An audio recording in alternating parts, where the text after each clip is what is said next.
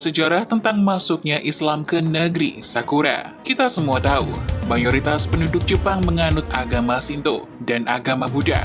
1% dari keseluruhan penduduk Jepang, Islam di Jepang terus bertumbuh. Dan masuknya Islam ke Jepang ini terbilang unik dan menarik. Sebab, Islam masuk ke Jepang bukan karena adanya seseorang yang secara sengaja berdakwah di negeri Sakura, tetapi karena adanya permintaan dari seorang kaisar di sana yang bernama Mutsuhito.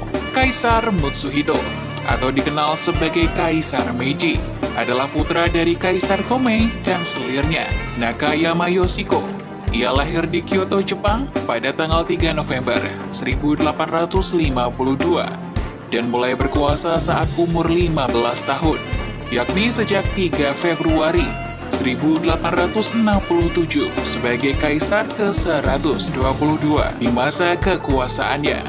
Ia dipandang sebagai kaisar yang bertanggung jawab atas kemajuan modernisasi dan pembangunan di Jepang. Di masa kekaisarannya juga, ia menjadi orang yang bertanggung jawab atas pindahnya ibu kota Jepang yang semula di Kyoto ke Edo, yang saat ini kita sebut dengan Tokyo. Pada tahun 1868, dimulailah era Renaissance Jepang, atau biasa disebut dengan era Meiji, di mana di era itu hanya ada dua negara Asia yang menikmati kemerdekaan, yakni Kekaisaran Ottoman dan Jepang. Berasa senasib karena sama-sama berada di bawah tekanan negara barat. Kedua negara tersebut memutuskan untuk menjalin hubungan persahabatan dan saling berkunjung satu sama lain. Di tengah-tengah kesibukannya membangun Jepang, ia merasa ada yang kurang dari negaranya.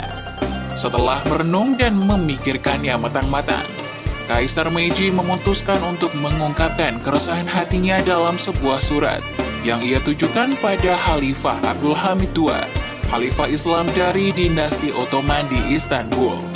Surat dari Kaisar Meiji berbunyi, "Kita berdua sama-sama raja dari timur, dan tentu saja demi kepentingan satu sama lain dan rakyat untuk menjalin hubungan persahabatan dan saling bekerja sama.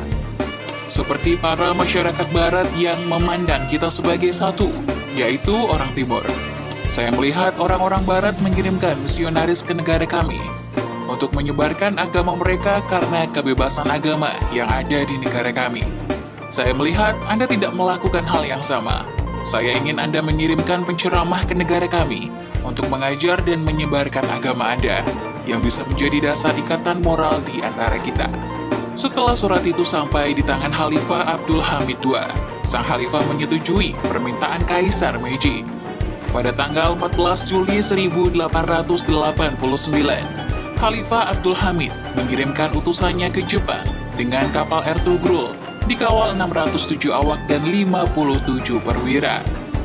Dalam pelayaran yang dipimpin langsung oleh Laksamana Usman Pasha, utusan dari Istanbul tersebut sampai di Yokohama pada tanggal 7 Juni 1890.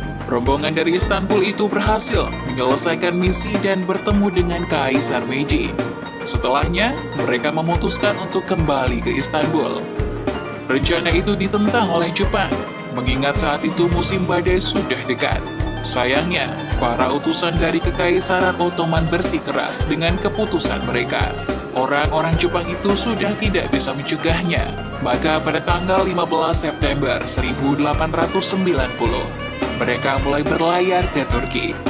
Perjalanan yang semula tampak baik-baik saja berubah jadi mencekam.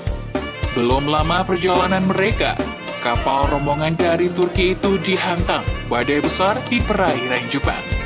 Musibah itu menewaskan lebih dari 550 orang, yang salah satunya adalah saudara dari Khalifah Abdul Hamid II. Orang-orang yang selamat dari badai diselamatkan dan dibawa ke Turki oleh dua kapal Jepang. Tenggelamnya kapal Ertugrul benar-benar menyisakan duka yang teramat dalam bagi umat Islam, khususnya warga Turki. Pesan para umat Islam yang belum sempat mereka sampaikan pada sang Khalifah ikut tenggelam bersama sisa-sisa perjuangan mereka. Hubungan persahabatan yang terjalin oleh Kekaisaran Jepang dan Ottoman bukan sekedar formalitas di atas kertas. Dibuktikan oleh Shotaro Noda, seorang jurnalis muda Jepang.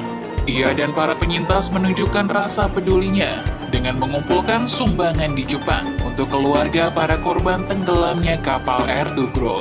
Sumbangan yang telah terkumpul mereka serahkan ke Turki. Sesampainya di Turki, mereka disambut baik oleh Khalifah Abdul Hamid II. Bahkan, sang Khalifah meminta Shotaro tinggal di Turki untuk mengajari prajuritnya bahasa Jepang. Dan Shotaro menyetujuinya. Di tengah kesibukannya, ia bertemu seorang muslim di Liverpool bernama Abdullah Gelami. Abdullah mengenalkan Islam pada Shotaro. Seiring berjalannya waktu, Shotaro Noda semakin yakin kalau Islam adalah agama kebenaran. Jurnalis muda itu memeluk Islam dan menggunakan nama Abdul Halim Noda. Dan sejarah pun mencatat Abdul Halim Noda sebagai muslim Jepang yang pertama. Lalu pada tahun 1893, seorang pria Jepang bernama Torajiro Yamada menyerahkan sumbangan yang berhasil dikumpulkannya untuk para martir di Istanbul. Seperti Abdul Halim, Torajiro memutuskan untuk memeluk Islam, dan ia pun resmi menjadi muslim Jepang kedua. Ahmad Ariga menjadi orang Jepang ketiga yang memeluk Islam. Ia adalah seorang pedagang Kristen yang memilih untuk memeluk Islam gara-gara ia tertarik melihat masjid yang indah di kota Mumbai, India, tahun 1900. Unik bukan? Bagaimana Islam menyebar di Jepang? Meski Kaisar Meiji sendiri tetap memeluk agama Shinto. Tapi kita tidak bisa melupakan fakta bahwa karena beliaulah Islam bisa masuk ke Jepang.